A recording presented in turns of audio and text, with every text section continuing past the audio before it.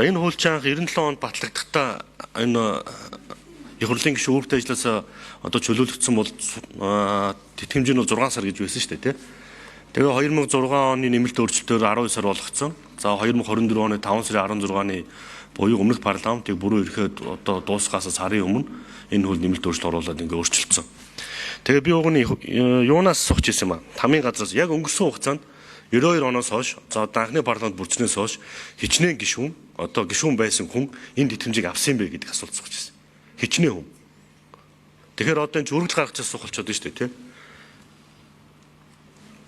Тэгэхээр одоо энэ хэн хариулах, үргэлж гаргаж хариулах одоо боломжгүй болчихлоо шүү дээ. 92 оноос хойш за бүр яг 92-оос 96 оны парламентаас хэд 96-аас 2000 оны парламентад хэд 2000-аас 2004 оны парламентаас хэд ингээд хамгийн сүүлд 2020-оос 24 оны парламентаас хэдэн хүн тэтгэмжийг авсан бэ гэдэг би тэр мэдээллийг мэдмээр их юм.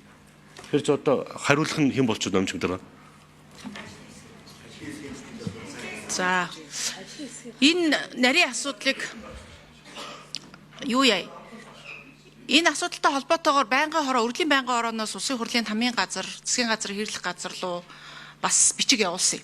За энэтэй холбоотой тэтгэмж авж байгаа хүмүүсийн тоо өмнөх одоо тоонуудыг өгөөч гэдэг. Тэгээ тамийн газар бол энэ дээр ажиллаад одоо тогтоолуу захирамжуудаа шүүж ийн гэсэн мэдээлэл өгсөн. Ерөнхийдөө бол нэг үеийн одоогоор ирсэн гэхдээ эцсийн мэдээлэл биш байгаа шүү.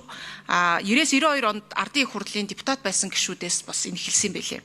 Тэгээ 90-92 онд ардын их хурлын улсын баг хурлын гишүүд байсан хүмүүсээс 36, 92-оос 96 оны тоо бол гараагүй байна, байхгүй байна гэдэг нөгөө захирамжаа шүүж байгаа учраас за ингээд 96-аас 20 онд 50, 2000-аас 2004 онд 53, 2004-өөс 2008 онд 38, 2008-аас 2012 онд 39, 2012-оос 16 онд 45, 2016-аас 2020 онд 38, 2020-оос 2024 онд 34 гишүүн тэтгэмж авж байгаа гэсэн ийм мэдээлэл. Гэтэ энийг бол бас дахиж нягтлах ёстой гэсэн ийм мэдээлэл өгсөн учраас аль бие усаар бол тарах одоогор боломжгүй байна. Гэтэ энийг бол ажлын хэсэг дээрээ дахиж нягтлаад энэ мэдээллүүдийг аваад өшөө сайн ажиллахад болох бах.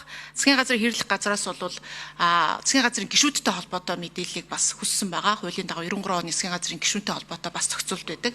Одоогор энэ хариу бол бас ирээгүй байгаа. Өргөдлийн байнгын орон мэдээлэл ирээгүй байгаа гэдгийг бас шийдвэр гишүүнд хэлье.